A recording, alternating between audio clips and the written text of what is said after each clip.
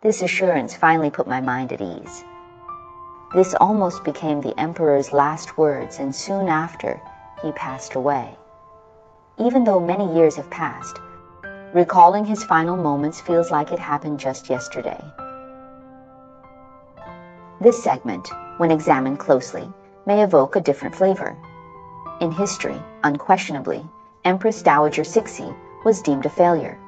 But as a person, there are many aspects worth exploring about her.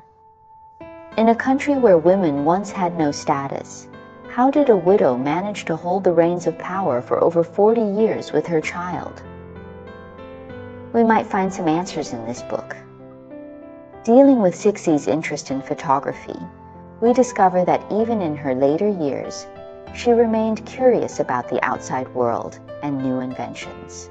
One day in 1903, during the early morning court session, many ministers waited at the entrance of the Hall of Mental Cultivation for the Empress Dowager's arrival. However, she arrived late, around 8 o'clock, which was unusual because she was usually diligent in state affairs. During this court session, which lasted just over 20 minutes, Cixi hurriedly left. This was unusual, as sessions usually dragged on for much longer. What could have caused this diligent empress to arrive late and leave early? It turns out she had become fascinated with a new gadget, the camera. She observed it intently for a while, and upon seeing Ling, her attendant, upside down in the camera's view, she remarked, "Why is your head down there? Are you standing on your head or feet?" Ling quickly explained the principles of photography to the Empress Dowager, assuring her that once the photo was taken, people would appear upright. Delighted to see the photographic process firsthand, she played with it for a while. Afterward, she got into her sedan chair, with Grand Secretary Li Lianying and Assistant Grand Secretary Kui Yugu standing on both sides of the chair, and Cixi herself sat in the middle, and she took the first picture of her life. Cixi still had a love for photography. After Ling's brother Shunling became her official photographer, he often accompanied her, capturing over 200 photos of her in various costumes and poses, all with glass plate negatives. At times, Cixi also devised unique photo scenes. For instance, as recorded, she proposed a scene where she portrayed Guanyin. She and her ladies-in-waiting sat on a flat-bottomed boat in a lake, with Cixi herself dressed as Guanyin from Mount Putuo, Grand Eunuch Li Lianying as the attendant deity Weituo, and the princesses as dragon maidens, creating a scene resembling a heavenly realm, possibly China's first ever cosplay photograph. Why did she do this? Cixi said, "When faced with vexations, I dress as Guanyin and feel calm as if I am Guanyin. It's beneficial because this attire reminds me to exhibit a compassionate demeanor."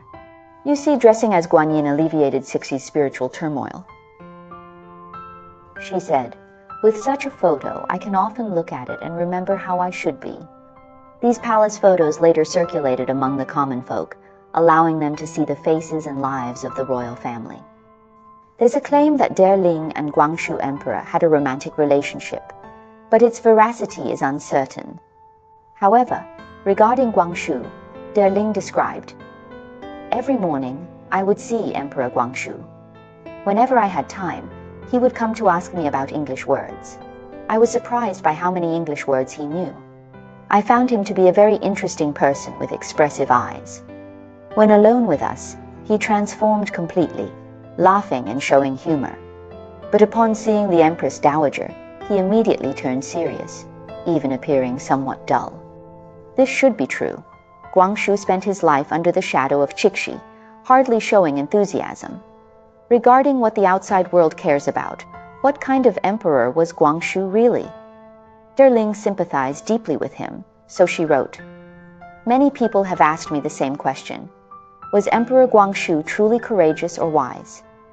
Honestly, those outside have little concept of how strict the rules inside the palace are, or how exacting the ways of filial piety can be.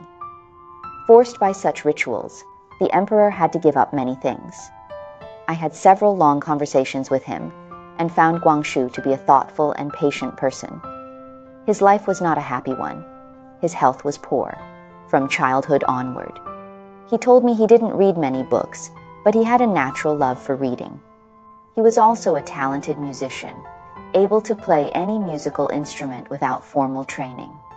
He loved the piano and always asked me to teach him.